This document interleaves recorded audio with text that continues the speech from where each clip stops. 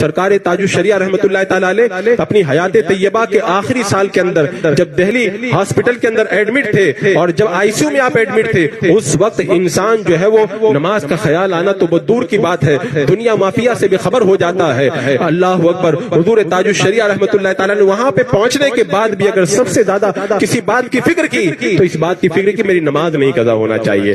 آپ نے جب بار بار کہا، لوگوں نے توجہ نہ دی، تو جو بھی آئی سی یو کے جو بھی تام جھام لگے ہوئے تھے، سرکار تاج الشریعہ نے اپنے ہاتھوں سے سب کو نکال کر کے الگ کر دیا اور وضو بنا کر کے نماز کے لیے کھڑے ہو گئے۔ بندہ جب دین پر اتنا عمل کرتا ہے تو پھر اس کے چہرے میں کتنا اثر ہو جاتا ہے۔ وہیں پر پاس میں امریکہ کا ایک مریض لیٹا ہوا تھا جس کے گردے ختم ہو گئے تھے، موت کے انتظار میں تھا اور ڈاکٹر صرف اس کی موت کا انتظار کر رہے تھے۔ اس نے سرکار تاج الشریعہ کو دیکھا اور دیکھتے دیکھتے وہ ٹھیک ہو گیا۔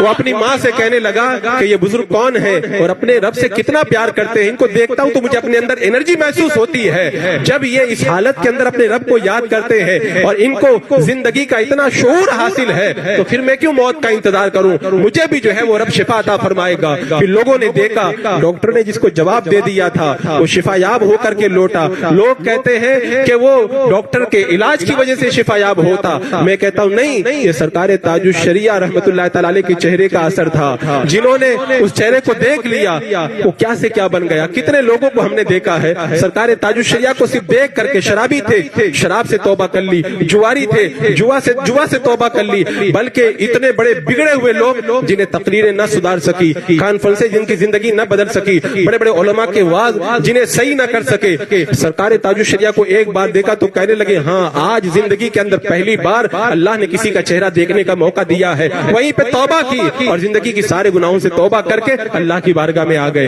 اس طرح کے واقعات کو اگر لکھ لیا جاتا تو ایک باقاعدہ انسائیکلوپیڈیا تیار ہو جاتا، لیکن یہ ہماری اور آپ کی کائلی ہے، ہم اسے جمع نہ کر سکے۔ ورنہ کتنے لوگوں نے سرکار تاج الشریعہ کو دیکھ کے توبہ کی اور کتنے لوگوں نے دیکھ کر کے کلمہ پڑھ لیا۔